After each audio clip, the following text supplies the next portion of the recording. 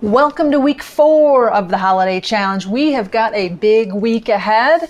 If you're in the US and you celebrate, it is Thanksgiving week. This is one of my, other than Halloween, it's one of my favorite holidays because typically it's low key, unless you're cooking, and it's not about giving gifts and all of that stuff. It's all about being present and in the moment. So I'm super excited, although it'll be a little bit different, which I'll get into in a minute. I'm super excited to have a chill week and just celebrate perspective and gratitude and all that fun stuff. So speaking of which, it's really wise as we start to set goals for the week to do so realistically. There are going to be some weeks where you can hammer, you can get in as much as you possibly can, maybe get in a little bit more, maybe push a little bit harder. And then there are weeks where it makes more sense to ease back. And that's going to be different for you based on what your week is ahead. Some of us are traveling, some of us are staying home, some of us are on lockdown. So some of us may have more time to push. Some of us may have less. So if you're in the category of having less time, it's a great idea, very wise to scale back and maybe even call this an active recovery week. Doesn't mean you're not doing activity. It just means you're not pushing longer or pushing harder.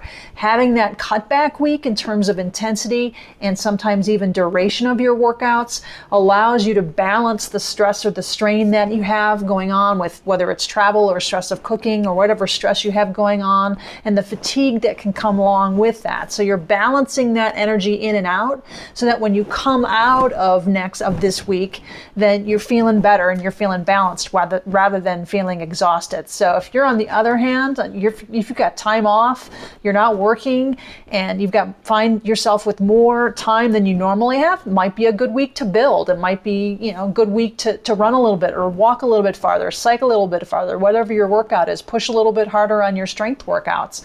But base it on the reality of what your life schedule and your life flow is this week. Balance is key. It's the key to keeping the Grinch away. If you're feeling grinchy and crabby, it's a sign that you may be pushing too much. It might not be that you're pushing too much in your workout. It might be that you're not sleeping enough and all the things that make up our energy and our recovery. So if you're feeling grinchy, you might want to take this week a little chill. If you're feeling fantastic like Frosty, maybe you want to push a little bit harder if you've got the time.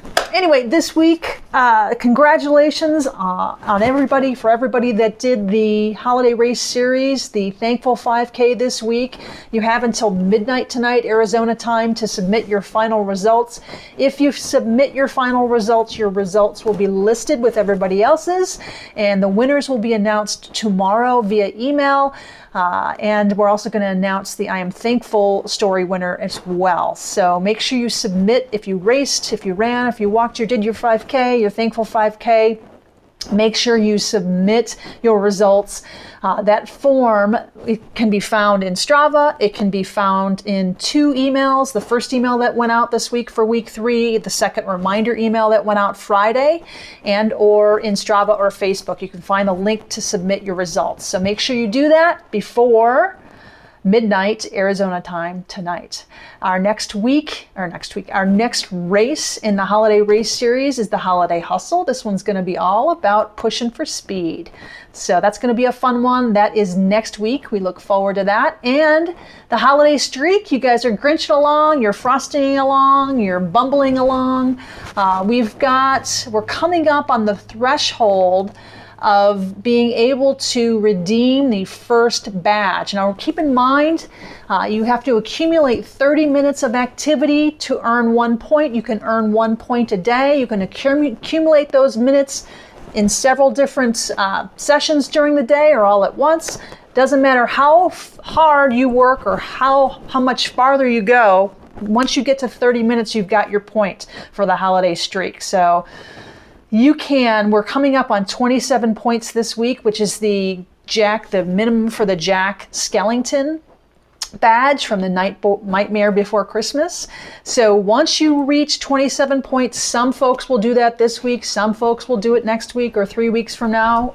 Everybody's on their own schedule. Once you do reach 27 points, then make sure that you go to the email this week, and there's a link in there where you can redeem your points for your Jack Skellington badge.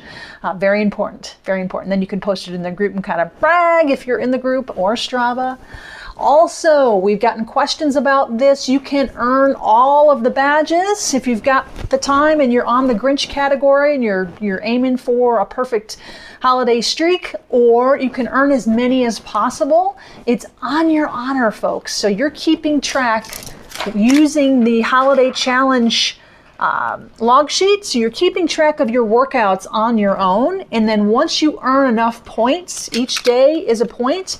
Once I earn 27 points, then I will redeem Jack Skellington. Then I go to the next level and earn the next badge, which is Tom the Turkey. Then the next point threshold, then I'll earn the next category. So it's a cumulative, earn as many badges as possible. You don't have to submit those workouts though. So we've gotten a lot of questions about that. Make sure you're keeping track of your points on your own. And then once you have enough points to earn those badges, then you can redeem it with a form, just like we do with a 5K. So wanted to clear that up. Sorry, my notes are blowing away. Don't forget so I think we've cleared that up. We've got this week you can earn out on Jack Skellington if you've earned your 27 points. So you can do that via the link in the email on your honor system. Next thing I want to talk about is the holiday workouts. This is a great week to take a look at those, especially if you're traveling.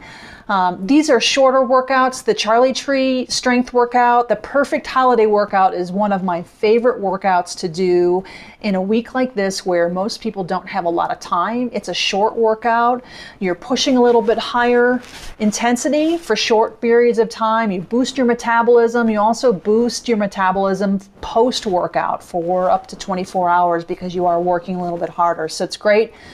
It's a great bang for your buck in terms of time. And if you find yourself without a lot of time, check out that perfect holiday workout. It's an interval workout, high intensity workout.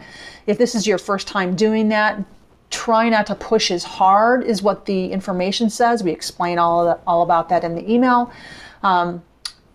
But you can also do this on any mode. So you can do it on a bike, you can do it running, you can do it walking where you're pushing a little bit hard. You can do it on a hill. If you've got a hill in your area, you don't necessarily have to walk faster. You can walk just up the hill and that'll get your ticker going.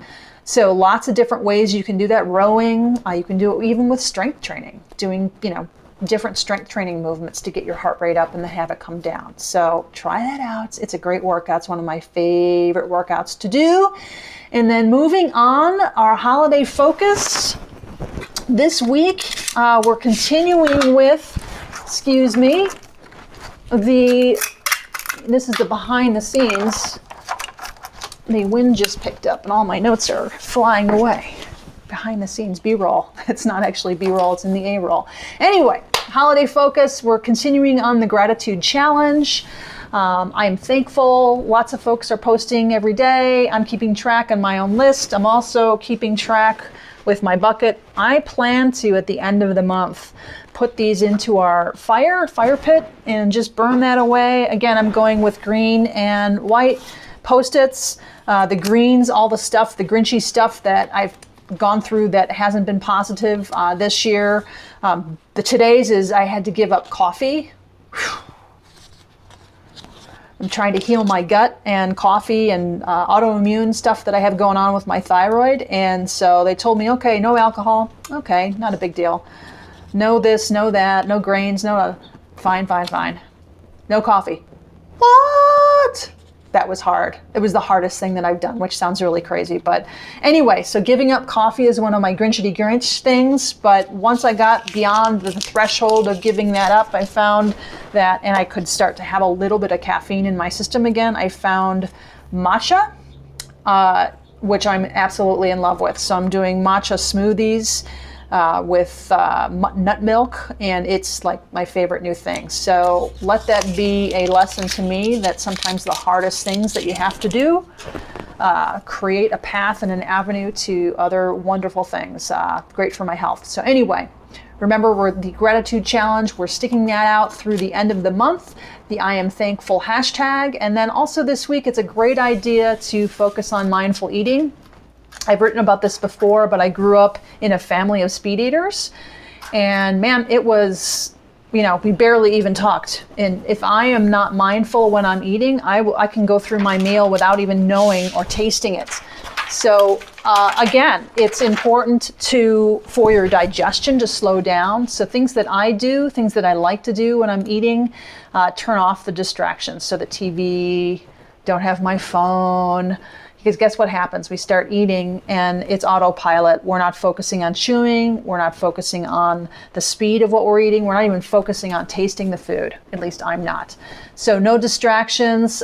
Sit down. So I'm not eating when I'm standing, or I'm not eating while I'm driving. I'm just not eating when I'm doing any of those things. I'm sitting down purposefully with a meal that I've prepared for myself and undistracted. Putting the fork down in between bites. Big one for me. It slows me down, and it's something super easy to do rather than just holding on to that fork or spoon and just shoveling it in. So putting that down, having the conversation, taking a breath, chewing my food. That was a big one for me. Chewing your food more thoroughly helps with the digestion. If you're not chewing your food thoroughly, it takes longer for that food to digest. So chewing the food, they say 25 to 30 times per bite, which is a lot. So maybe challenging yourself to do that. If you're struggling with speed like I was, sometimes I set a timer, which sounds really crazy, but when you eat really quickly and you're trying to slow down, it really makes it helpful. It really helps. And one other tip that somebody told me was to eat with your non-dominant hand, which really makes it a little bit awkward, but just brings yourself back to being mindful of the food that we have and the gratitude that we have because we have food. So anyways, that is what our focus is this week for Thanksgiving. For those of us who are celebrating that, let's keep our mind focused. Perspective is a great thing, and focusing on being mindful of all that we have. I know that there's been a lot this year, especially this week. There's more lockdowns and cases are rising, and it's a scary, scary time. So, the mind can go two different ways. It can go into the path of perspective where, when things are starting to be taken away from us again and it gets scary, we can focus on that perspective of the negative, but also we can shift that to the positive, to all that we have. Yeah, we don't have this, and it's really weird this holiday season, and we may not see our families, and we're Zooming again, but we have the technology to be able to do that, and all the things that we have. For me, it's food on the table, it's family, it's my health. This year in particular, it's my health. I feel so much better than I have. And that's going to be my focus this year is, I don't have that, and it's really weird and it's scary, but I do have this. So shifting our focus, creating mantras to get through the week. Some of you are traveling, and traveling right now is just scary. It just is. So, just putting that out there. We're going to be traveling for just a couple of days, and it's a little freaky. So I'm packing a mantra, positive mantra. And one of the things that we've done over the last few months is to try and watch things that keep us inspired. And one of the things that has inspired me is Michael Jordan's documentary. So interesting, man. He was competitive, wasn't he? Anyway, if you haven't seen that, I put it on your list, The Last Dance. And one of my favorite quotes in that is, "Don't worry about the shots you haven't taken." And I think that the perspective from that right now is, don't worry about the things that you haven't gotten or the things that haven't happened yet. Keep your mind on the positive and what's happening now. Perfect week to focus on that mantra. If that doesn't ring true for you, then maybe find a mantra that does. Everything is going to be okay is one of my favorites, especially when I'm in a situation where I'm really uncomfortable and I don't feel like I have a lot of control. So let's choose positivity this week. Let's be focused on the things that we have, not the things that we don't have. And let's celebrate all things Thanksgiving if you celebrate. Choosing things that bring you and bring me joy this week. And let's have a great week. Let's be thankful for what we have. Happy Thanksgiving to all you. Let's move through this week together, one step, one breath, 1 mile at a time.